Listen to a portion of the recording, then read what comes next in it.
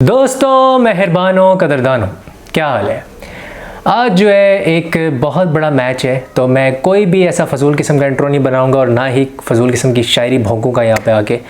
आज real Madrid और Manchester city का मैच है और ये हो ही नहीं सकता कि मैं उसके ऊपर आज बात ना करता। इस चैनल के ऊपर ये हो ही नहीं सकता। और साथ में लियोनेल मेसी के ऊपर भी बात करेंगे, क्योंकि मुझे बहुत से लोगों ने कहा है भाई लियोनेल मेसी पे बात करो बात करो बात करो। आ गया हूँ मैं भाई, आ गया हूँ। I am here.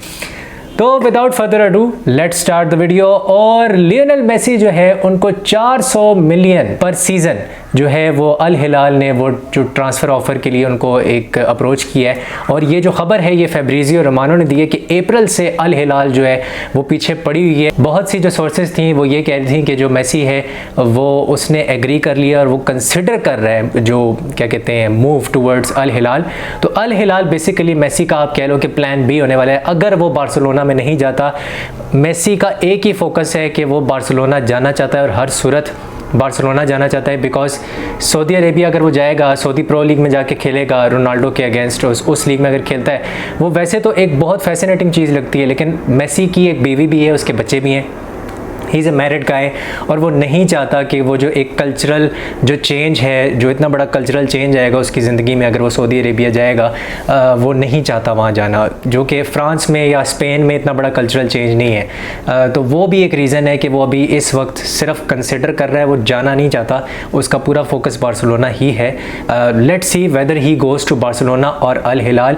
तो दोस्तों, मैं तुम्हें थोड़ा सा बता दूँ रिकैप करके कि जो लियोनेल मेसी है वो चले गए थे सऊदी अरेबिया और वहाँ पर उनकी, क्योंकि वो ब्रांड एम्बेसडर हैं सऊदी अरेबिया के, तो वहाँ पे वो गए थे उसको प्रमोट करने के लिए सारी चीज़ों को, और अपने मामलात जो हैं वो तय करने के लिए गए थे। तो अपनी प्राइवेट जेट में वो चले गए। एंड जो मैच हुआ था लोरियंट वाला जिसमें PSG 3-1 हारी थी, तो क्योंकि वो हार गई तो मैच से पहले तो कोई ऐसा प्लान नहीं था कि अगले दिन ट्रेनिंग सेशन होगा।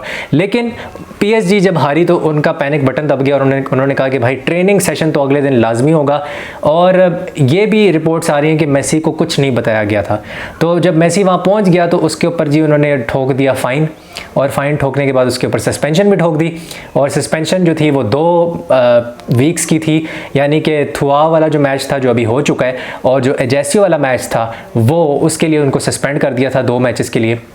तो वो जब फिर वापस आए मेसी साहब, तो मेसी भाई ने कहा कि आई एम रियली सॉरी, और उन्होंने पूरी यूट्यूबर की तरह आंखों में आंखें डाल के कैमरा के अंदर देखा और उन्होंने कहा कि भाई आई एम सॉरी, प्लीज़ मुझे माफ़ कर दो। और उनको PSG ने बोला नहीं था, लेकिन वो मेसी ने खुद किया। मेसी ने अपना एक PR मैं कहना चाहूँगा बड़ी अच्छी एक स्ट्रैटेजी थी उसकी इस सारे मामले में, और वो मेसी खुद जो है वो इस वक्त PSG के साथ 3D चेस खेल रहा है, अगर तुम इसको थोड़ी गहराई में देखो।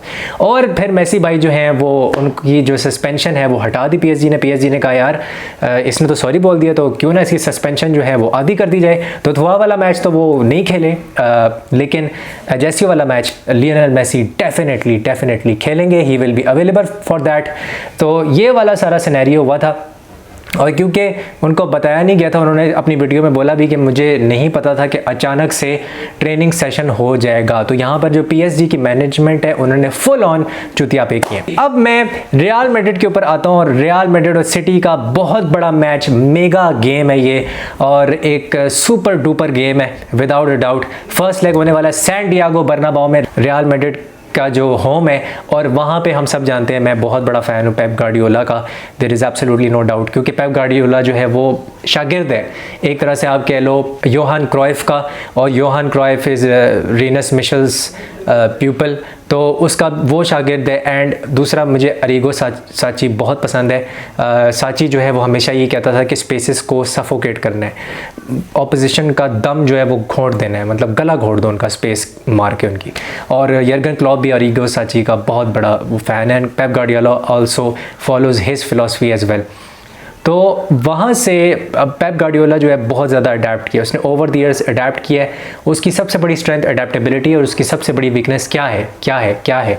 Over thinking. हाँ, ओवर थिंकिंग है, और ओवर थिंकिंग वो अक्सर कर देता है। लियोन के मैच में उसने किया जो UEFA चैम्पियंस लीग का मैच था, आई थिंक 18-19 का सीज़न था, आई थिंक सो, जिसमें वो बाहर हो गए थे।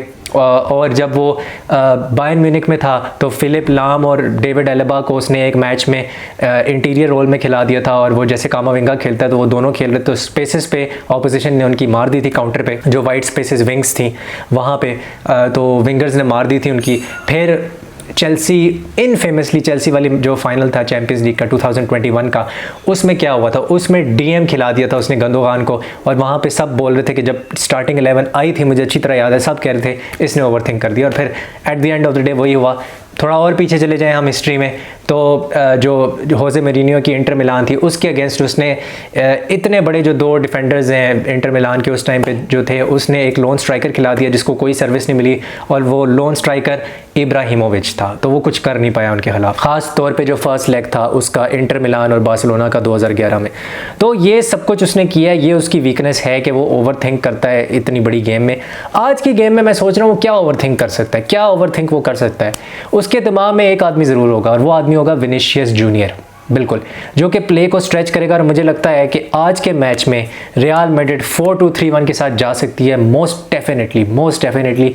मुझे ये लगता है, मेरा ये असेसमेंट है कि ठीक है, ऑन पेपर रोड्रिगो जो है वो राइट विंगर खेल सकता है, लेकिन वो ड्रिफ्ट करता है सेंट्रल पोजीशंस में आगे, और बेंजेमा पीछे ड्रॉप करता है। बेंजेमा एक शैडो स्ट्राइकर के तौर पे खेलता है, almost as a number 10, almost, क्योंकि पीछे ड्रॉप इन करके वो लिंक अप कर रहा होता है, रोड्रिगो आगे रन्स बना रहा होता है, और वेलवर्डे जो है वो राइट विंग बन जाता है, खास तौर पे ऑफेंसिव फेज के अंदर।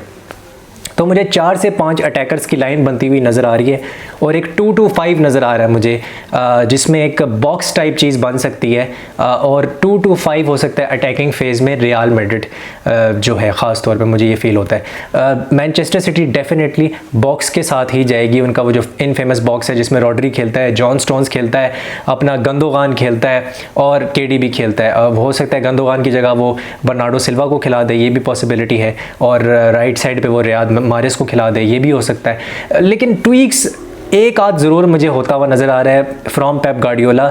कुछ ना कुछ वो ज़रूर सोच रहा होगा कि कैसे विनीशियस को टैकल करना है, क्योंकि वहाँ पे खेलेगा काइल वॉकर। अब न्यूज़ ये है कि adder Militão is not available, main centre back real Madrid का ही इज़ नॉट अवेलेबल, तो डेविड एल्बा खेलेगा, जिसका मैंने थोड़ी देर पहले जिक्र किया था, और साथ में रूडिगर खेलेगा। वहाँ पे नेथन आके इज़ ऑल्सो नॉट अवेलेबल, उसका भी रेस अगेंस्ट टाइम है कि वो पता नहीं खेल पाएगा कि नहीं खेल पाएगा, 70-80% चांस है कि वो नहीं खेल सकेगा।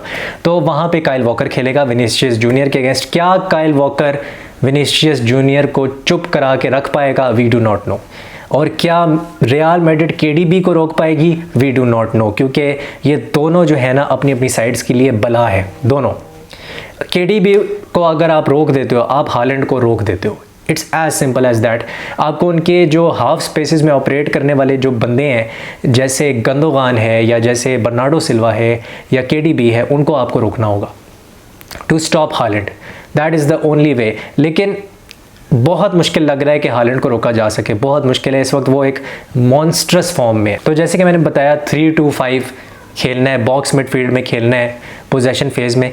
डिफेंसिव फेज़ में सिटी क्या करेगी? सिटी जो है मुझे लगता है डिफेंसिव फेज़ में विंग्स को बहुत ज़्यादा सफोकेट करेगी, क्योंकि वहाँ पे मुझे ऐसा फील होता है कि 4 डिफेंडर्स तो आपके होंगे, जिसमें आपके 4 मेन डिफेंडर्स हैं, लेकिन ग्रिलिश भी पीछे आएगा, और अगर बर्नार्डो सिल्वा या रियाद मारिस खेल रहे हो वो भी पीछे आएंगे। तो 6 बंदे, बैक 6 मुझे बनता हुआ ये नज़र आ रहा है, ख़ास तौर पर डिफेंसिव फेज़ के अंदर 6-3-1 हो सकता है। इस तरह की एक फॉर्मेशन बन सकती है कि जब ट्रांजिशन करनी हो तो इजी हो, क्योंकि जब अटैकिंग फेज से डिफेंसिव फेज में आना होता है तो एक चीज़ बड़ी इंपॉर्टेंट है कि रॉड्री जो है वो राइट साइड पे शिफ्ट हो जाए और गंदोगान जो है वो पीछे आ जाए, ताकि एक डबल पिवट या मिडफील्ड जो है वो 3 वो बन जाए। 6-3-1 मुझे होता हुआ नज़र आ रहा है। इस तरह एक पॉसिबिलिटी है, या आप कह लो कि आम जुबान में 4-5-1 टाइप की भी एक स्ट्रक्चर बन सकता है in the defensive phase.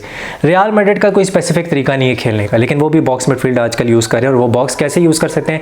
Cruise को खिला के। क्रूज बहुत इंपॉर्टेंट है, वो डीएम खेल रहा होगा, he will be the DM. मैं शॉर्ट टू चुआ मैं नहीं स्टार्ट नहीं करेगा।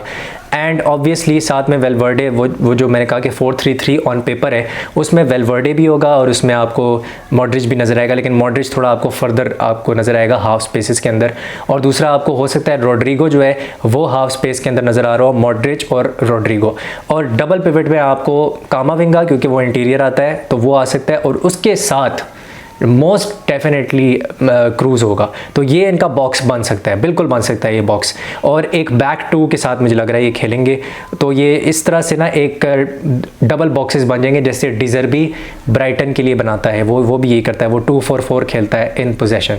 तो ये भी इस तरह हो सकता है। आगे जो है फिर आपको, जैसे कि मैंने हाफ स्पेस में कहा, रोड्रिगो हो सकता है, मॉड्रिच हो सकता है, बेंजेमा, विनिशियस जूनियर और Valverde Vinicius junior most probably play को स्ट्रेच करेंगे। और कार्वाहाल भी आगे बॉम्बार्ड करेगा और ओवरलैप करेगा किसके साथ, वेलवर्डे के साथ मोस्ट प्रोबेबली। तो ये हो सकता है, इस तरह से ये लोग खेल सकते हैं। डिफेंसिव फेज में it's going to be again I think 5-4-1 होगा, क्योंकि वेलवर्डे पीछे आता है और पीछे आके वो जो बैक 4 है उसकी वो मदद करता है अक्सर आके, तो वो 5-4-1 एक बन जाता है डिफेंसिव फेज में। और 4-4-2 भी खिलाता है कार्लो एंचेलोटी, बट मैंने ज़्यादा उनकी गेम्स में देखा है दे आर मोर लाइक 5-4-1। सो वो स्ट्रक्चर एक मेंटेन करने की वो कोशिश करेंगे। उनका डिफेंसिव ट्रांजिशन की जो स्पीड है दोनों टीम्स की, आज का जो मैच है सारी ये है कि अटैक से डिफेंसिव ट्रांजिशन में जो स्पीड है उसका क्या होगा, कौन कितनी फुर्ती से कर सकता है, कितनी तेज़ी से कर सकता है। It's all about that, attack से डिफेंसिव ट्रांजिशन। तो ये मेरी आज की वीडियो थी और मेरी प्रेडिक्शन ये है कि रियल मैड्रिड 2-1 हराएगी मैनचेस्टर सिटी को। Real Madrid will beat Manchester City. इसी के साथ अगर आपको वीडियो पसंद आई है तो लाइक, शेयर और सब्सक्राइब ज़रूर करना। मैं मिलता हूँ आपसे नेक्स्ट वीडियो में। हस्ता ला विस्ता।